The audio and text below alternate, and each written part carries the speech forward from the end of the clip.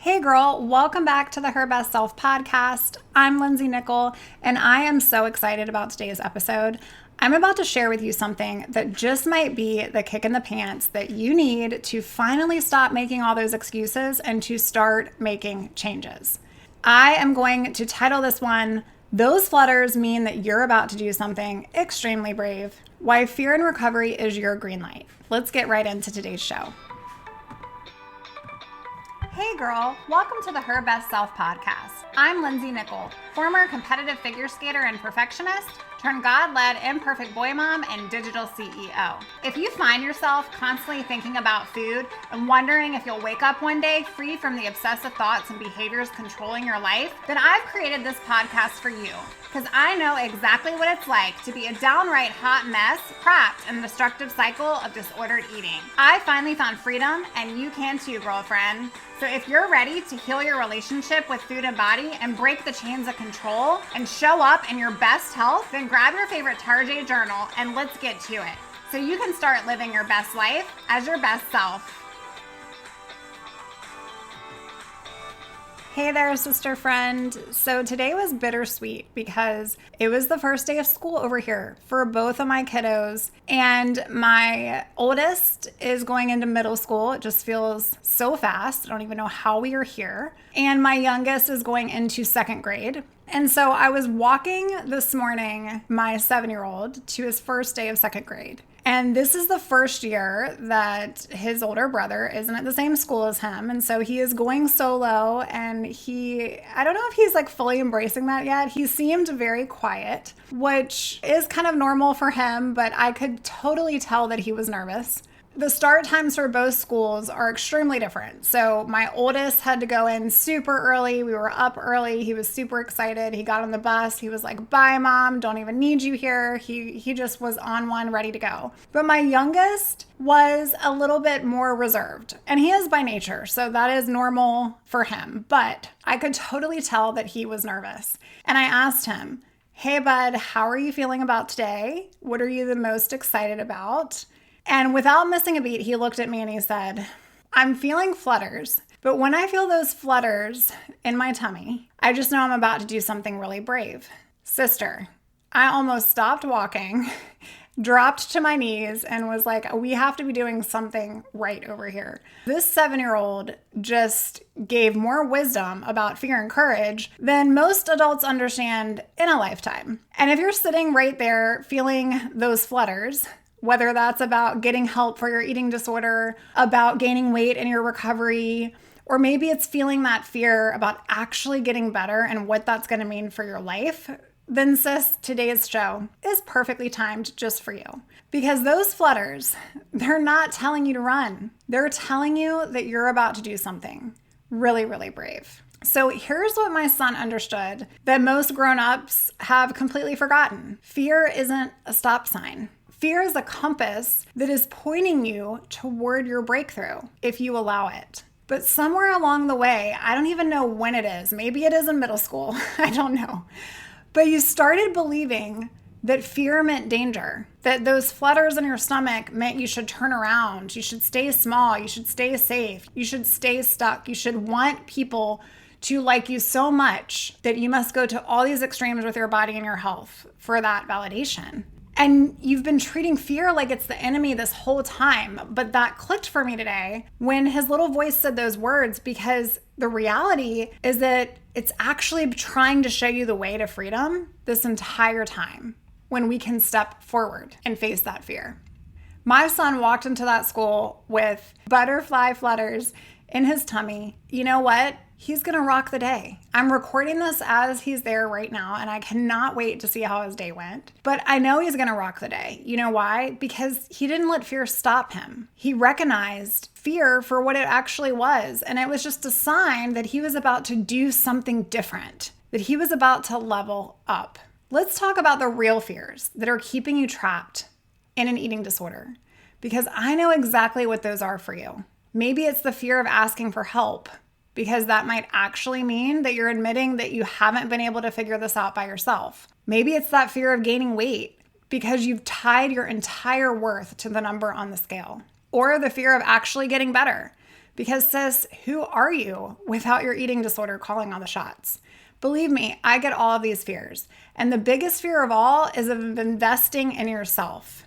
Because what if you spend the money, do the work, and you still don't change? Or what if you spend the money and you don't apply the work and you still don't change? Here's what I want you to know. Those fears are proof that recovery is exactly where you need to go next. It's not a deterrent. It's actually proof that you're on the right path. My son felt scared about making new friends, but he didn't let that fear convince him that he needed to hide in the bathroom all day. He didn't let that fear convince him that he wasn't going to walk into the school. In fact, he dropped his little hand, he told me bye, he gave me a kiss, and he just waved and went along his merry way like he was made for the place. He felt the flutters and he walked toward them anyways. And I know this is a silly analogy, but I really wanted to make it practical for you because you've been operating under this massive lie that says if something feels scary, it must be wrong. So when you think about reaching out for help and your heart starts racing, you think this must not be the right time. This must be wrong. And you throw up those caution lights. When you consider following a plan that could better your life, you feel anxious. When you start to add new foods into your life, or when you start to think about really putting in the work for yourself, whether that's reducing exercise or getting this restriction under control, you think, well, my body must just not be ready for this, or maybe this just isn't for me right now, or this isn't a good season. When you imagine actually recovering and living without food obsession controlling your life, I know that it can seem like a dream, but I also know the feeling of terror because you think, what if that never happens for me? Or what if this is all for me? Or maybe this isn't for me? Bull crap. I'm not going to cuss on this show, but I'm calling a total bull crap. Fear doesn't mean it's wrong. Fear means it matters. Fear means it's important. Fear means that you're about to grow in a way that you haven't yet. It means that you're about to grow in a way that your small, safe life has not required you to yet. And here's the thing that's messing with your head. Staying sick, it feels familiar. So your brain, it labels it as a safe zone. Recovery, friend, it feels unknown. And so your brain labels it as dangerous. It feels hard. And so your brain wants to conserve energy because guess what? It's not even being fed enough in the first place. But let me ask you something. How safe is it really to spend every waking moment thinking about food? How safe is it really to miss out on life because you're afraid? You're afraid of life, that you're measuring your worth by what you ate yesterday. You're planning out your life by what you can eat next. How safe is it really to live in constant anxiety about your body or isolate from the people that you love? That isn't safety, girl. That's actually the opposite of safety. That's like living in a prison. And your brain has just gotten really good at being comfortable in that place. So you're not sure how to escape it.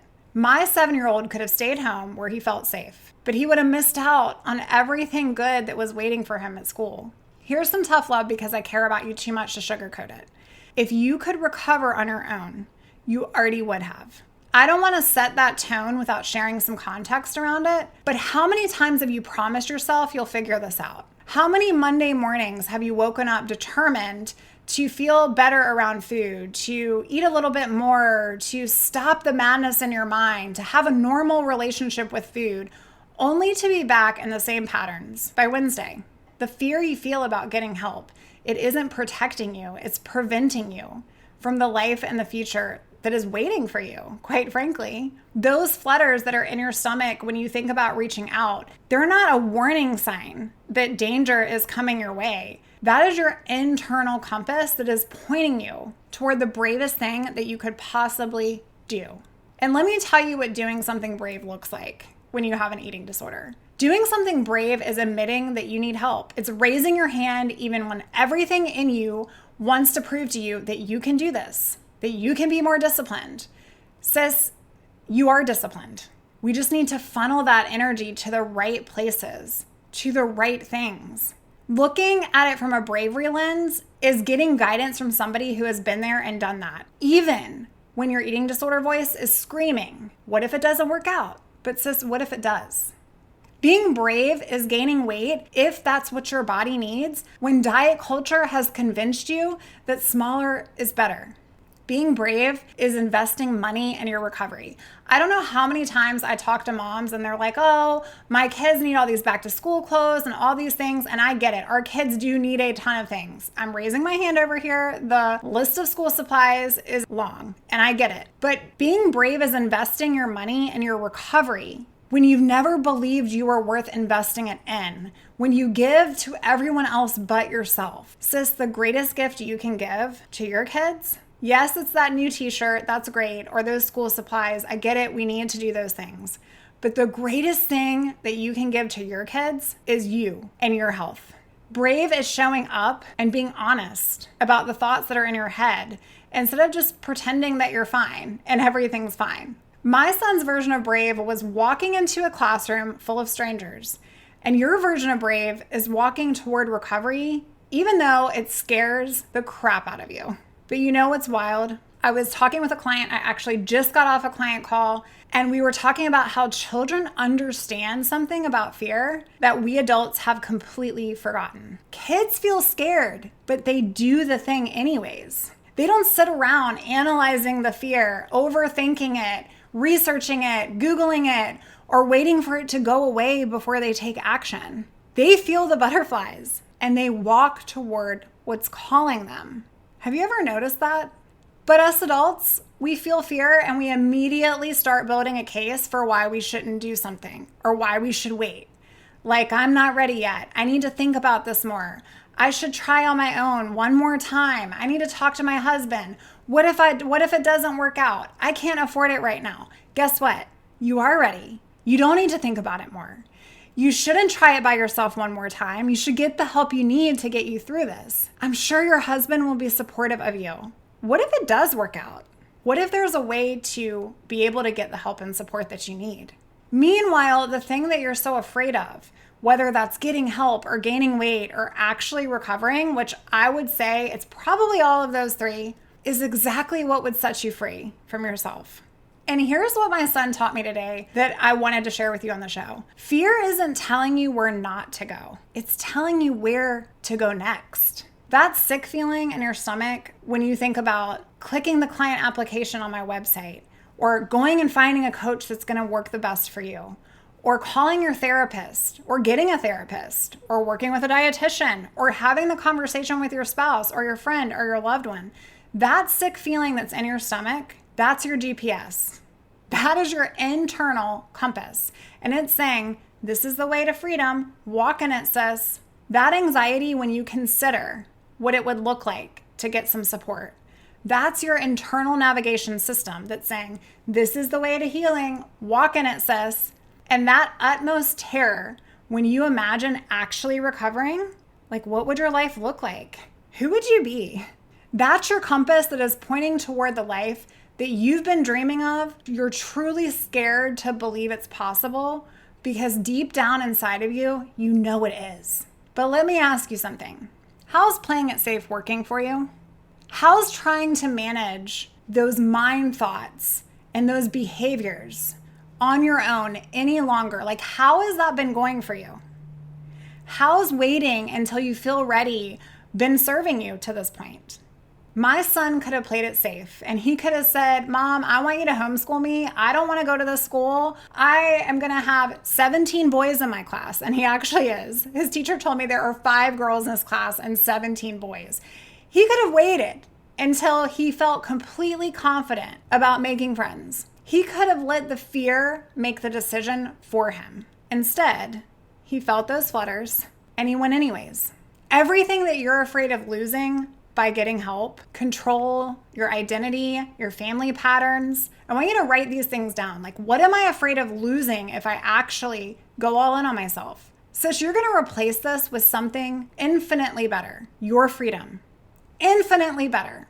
There's no price to that. Here's the moment of truth that I want you to think about. You have to decide if you are going to let fear drive your bus, or if you're going to feel the fear and drive anyways. Those flutters that live inside of you, they are not alerting you to stop. They're telling you that you're at the edge of your comfort zone, which is exactly where all growth happens. My son could have let his fear kept him today, clinging at my legs instead of walking into that building. You can keep letting the fear clinging to your eating disorder, the familiar hell that feels safe, or you can go right into the unknown of recovery. You can feel those flutters and you can walk. Going all in on your recovery, it doesn't mean being perfect in your recovery.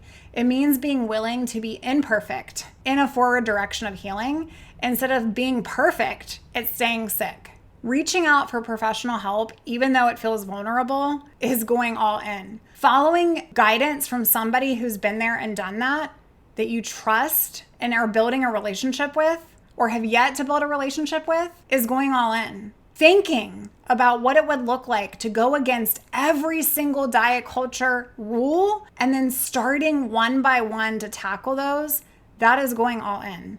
And investing in yourself, even though you've never felt worthy before of an investment, that is facing your fear and going all in. It means that you're feeling those flutters and you're choosing you anyways. And I want you to listen up. Those butterflies that you feel when you think about getting help, that's not your intuition telling you to wait. That's your soul. That is your Holy Spirit inside of you telling you that you're about to do something that's going to change your life. So if you've been waiting to feel brave before you act brave, here's what my 7-year-old knows that you've forgotten, that you need to remember today. You don't feel brave first and then do brave things. You do brave things while feeling scared, and that's what makes you brave. So if you're tired of living this way, tired of the food obsession, tired of the body hatred and the mirror checking, tired of missing out on your life, then I want you to stop analyzing your fear and I want you to start acting despite of it. I want to be the help that you've been afraid to ask for. I want to walk with you through the scary points of your journey. I want to be there for you to help you turn those flutters for fuel towards your freedom. If you're interested in learning about how I work with clients and how I can help you along your recovery journey, then go to herbestself.co right now. Do not wait. Don't think about it. Feel the fear. Do it anyways. Beautiful girl, I need to tell you this. Every single woman who has found freedom in recovery felt terrified before she raised her hand. The difference between the women who stay stuck and the women who get free, it isn't the absence of fear. It's the presence. It's the willingness to feel afraid and to choose anyways. I remember feeling terrified. I remember feeling like it was pulling teeth. But I also remember the feeling of victory and triumph when I felt like I overcame my own brain. And I want that so much for you. My 7-year-old walked into that school today with butterflies, and I know he's going to walk out with something far more. And you get to walk into recovery with those same flutters, and you get to walk out like you've never lived life before. Those flutters, they aren't your enemy. They're your invitation. I want you to feel the fear and act anyways. I hope that this message has inspired you, and I want you to apply it to your life. If something is scary, if something is giving you that anxiety, whether it be an upcoming event or back to school, like me and my kiddos, whatever it is, I want you to press play anyways. It just means you're about to do something brave. I'll see you Friday with another episode, but until then, remember this. I'm going to leave you with this. Brave isn't the absence of fear. Brave is feeling the fear and picking up your mat and walking anyways. I believe in you, brave girl. Now go show yourself what it looks like to be brave. If this episode gave you the push that you need to finally take action, share it with somebody else who needs to hear that fear is your compass and their compass too, not their enemy. And don't forget to leave a rating and review of the show because it helps more women discover that those flutters in their stomach might just be pointing them toward their actual freedom. I want you to come find me in our private Facebook community, herbestselfsociety.com, and tell me all about the brave thing that you did while feeling afraid this week. I cannot wait to celebrate your courage.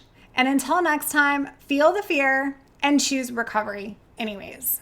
You can do this. Bye for now, girl. Oh, friend, thank you so much for letting me share what was on my heart today. My hope for this podcast is to help more women find freedom from food and body. If this has empowered or blessed you, let me know. I'd be honored for your rating and review of my show, and I'd love to connect with you in my private Facebook community. You really can move from perfection to purpose. Let's break the chains together. I'll help navigate the way. Until next time, bye for now, girl.